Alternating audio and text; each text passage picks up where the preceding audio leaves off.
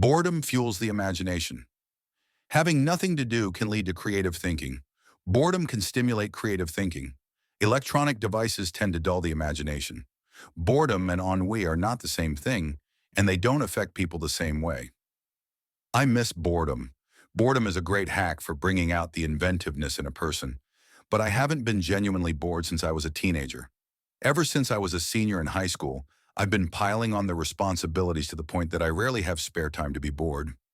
Add to that the siren call of omnipresent electronic devices seducing my attention with promises of immediate gratification whenever I have a moment of idleness. The luxury of indulging in pure boredom without some unfinished task beckoning me or making me feel guilty doesn't currently exist in my life. I can, however, still remember boredom. Sometimes I long for those endless days of summer when I was a kid, days with absolutely nothing to do, having no obligations, worries, or cares, the days before my parents figured out they could saddle me with chores. I recall going outside on a hot sunny day, and if there were no kids around to play with, and I was left to my own machinations to entertain myself, then I would wander around until something triggered my curiosity or imagination. Boredom never lasted long before I found something creative to do.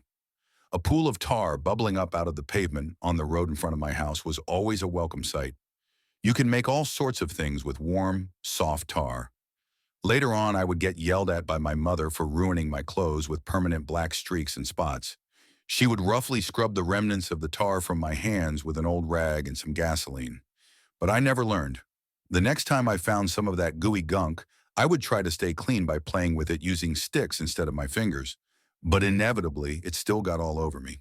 My boredom led me to both fun and trouble. My parents liked to use our fireplace often, but firewood was expensive. It took up a lot of room to stack, and it created a habitat for snakes. My dad grew up in a home heated with a potbelly stove, so his solution was to put a grate in our fireplace and have a truckload of coal delivered to the house. It was a huge pile beside the carport that lasted for years. I discovered my inner genius using chunks of coal as building blocks. I still got in trouble, but you don't need gasoline to scrub off coal dust.